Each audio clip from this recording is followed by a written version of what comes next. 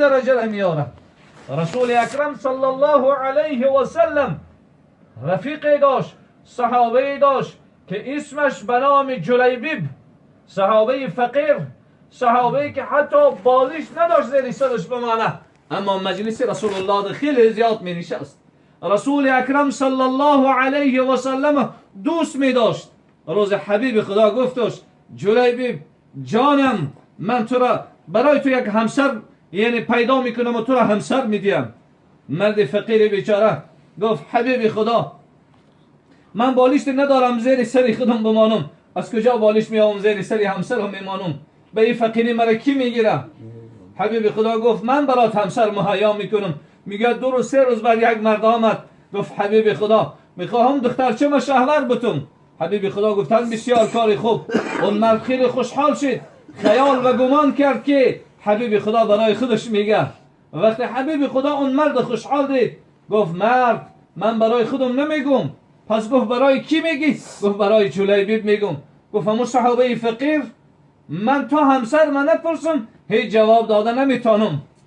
پس رفت همسرش پرسید، همسرشم خوشحال شد. گفت زن خوشحال نشو، حبیب خدا برای خودش نمیگه، گفت برای جلیبیب میگه. گفت من نمیتونم شم. میگه دختره گریان و نالان آمد، پدر جان و مادر جان من پروای جلیبیب ندارم، اما خواستگاری من حبیب خدا هست. چگونه جوابی او را شما نمیگین؟ اگر از این فقیرتر است من تیارم که همسرش باش. وقتی میگه ازدواج کردن چند قبط مشرکا بالاشان حمله کردن، شهیدا را میکفتن، حبیب خدا را میگفتن فلانی شهید شده است، اما حبیب خدا میگفت این جلیبیب، جلیبیب کجاست؟ آمدن جلیبیب هم دیدن که شهید شده است. حبیب خدا آغوش کردن تا اون زمانی که لحد چه نکندن زمین ده نگذاشتن و این عنوان دادن که جلیبیب از من است و من مال جلیبیب هستم. این محبت ببین که رسول اکرم صلی الله علیه و سلم عنوانی مال خود به اون داد. به خاطر چی؟ به خاطر رسول الله را دوست می داشت. حضرت عمر رضی الله تعالی عنه میگه روز دیدم طاهر فرزند حبیب خدا از دنیا گذشت، در قبر میماندش، آبهای دیده حبیب خدا میریخت. گفت بچه جان حال خدا تو را میپرسه که بنده یکی هستی، در دین کی بودی و پیغمبرت کی بود؟ بچه جان جواب بوده که خدام الله بود، دینم اسلام بود، پدرم محمد بود پیغمبر. میگه گشت نگاه کرد که حضرت عمر ناله دارد مثل گریه کودک. رسول الله گفت عمر به تو چی شد؟ گفت رسول الله خدا طاهر خردسال بپرسه می عمر میمانم، مرا بپرسه احوال من چی میشده باشد نزد الله، من چی جواب دادم میتونسته باشم پیش الله.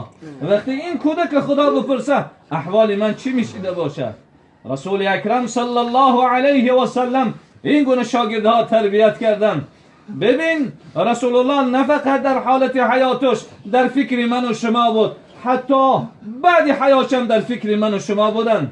میگوید یک مرد فقیر، بسیار فقیر بود، از نفر 10 سوم و 15 سوم مجموعه قریب 50 درهم قرضدار شد. ایام خلافت بود. میگه رفت از یک مرد بای قرض گرفت و قرضاش داد. اون مرد قرضدار آمد گفت پولای مرا بده. گفت آخه من پول ندارم، من پول می داشتم از تو چرا قرض گرفتم؟ رفت در محکمه سودی نویست، در قاضی شکایتش کرد. قاضی گفت من برای تو 1 روز مهلت میتم، اگر نه آوردی من محکمه سودی را باز میکنم. هرچند این فقیر گفت من شرایط ندارم، اما قاضی بالاش محکمه را گفت اجرا میکنم. خب گفت خیلی 1 روز من جواب بده با اهل و عیالم خداحافظی کنم.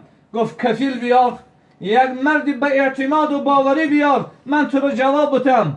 اگر من جواب بدم شاید تو فردا نیایی. آیا کفیل داری؟ گفت دارم. گفت کفیلت کیست؟ گفت محمد ابن عبدالله است. اگر من تا فردا نیایم روز قیامت امت محمد نباشم. قاضی که مسلمان بود جوابش داد، رفت گریان و نالان به پیش همسرش آمد. همسر محترمه من بین خودم و بین قاضی گفت حبیب خدا را کفیل گذاشتم، گرند گذاشتم تا فردا چیکار کنم؟ همسرش گفت بیا صلوات میفرستیم. هر دو صلوات میفرستن. مرد فقیر خوابش برد. در خوابش رسول الله در آمد. رسول معظم اسلام میفرمایند هر کسی مرا در خواب دید در حقیقت مرا دیده است، زیرا شیطان جرأت و قوه ندارد که مثل من خود چه کنه. گفت مرد فقیر مرا بین خود تو قاضی گفت کفیل گذاشته. گفت بله. گفت برو فلان جا رئیس مالیه هست، رئیس مالیه را از نام من سلام بگو و بعد بگو که قرض تو را ادا کنه. فقیره بیچاره گفت حبیب خدا رئیس مالیه چگونه تصدیق میکنه که تو در خواب من در آمدی؟ گفت با دو دلیل. رئیس مالیه گفت هر شب 1000 بار به من صلوات میفرسته، این یکم دلیل است. دویم دلیل گفت این شب فرستاده نتانیست، بگوش که این شب برابر شبهای گذشته است. مرد فقیر خیست رفت پیش رئیس مالیه سلام داد. گفت حبیبی خدا گفت از قرض از جانب من ادا کن. گفت حبیبی خدا در خواب تو در آمده است، آیا دلیل داری؟ میگه هر دو دلیل پیش کرد. از جاش خیست گفت الله اکبر، 50 درهم برآورد داد از بیت المال، 2000 دیگر میگه از جیب خودش داد. فقیر پولها را گرفته دویده نزد قاضی رفت. قاضی وقتی این فقیر دید از جاش خیست گفت الله اکبر، این شب رسول الله را در خواب دیدم. رسول الله گفت قاضی اگر دست فقیر میگیری روز قیامت من در نزد الله دستی تو را میگیرم، خرچه ادا کن. گفت برآورد، میگه 50 درهم از جیبش باز میگه برآورد داد پول. هر دو در بحث و مباحثه بودن که صاحب پول خیستیده و افتیده و آمد. گفت الله اکبر، رسول الله را در خواب دیدم. رسول الله میگه این مرد بای اگر فقیر میبخشی روز قیامت زانو میزنم پیش الله تا تو را ببخشه.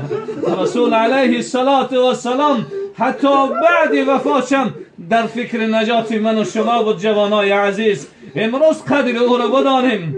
الله حکیم است، حکمت های زیاد داره، میدانه که کی طاقت تماشای جمال بی مثل مانندش داره، کی طاقت تماشای حبیبش داره.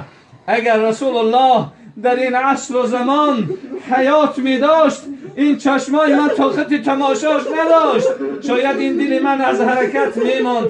لیکن پروردگارا در قیامت چشمی برای ما مهیا کن که طاقت دیدار بی مثل مانندت باشد و طاقت تماشای حبیبت باشد. پروردگارا اگرچه ما مثل اونا عمل نکردیم لیکن اونا را دوست می‌داریم. حبیبت وعده کرده است هر کسی را دوست بداره روز قیامت با همون قوم و ملت میخیزه. الها محبت خودت را و محبت حبیبت را در قلبهای ما جای بگردان.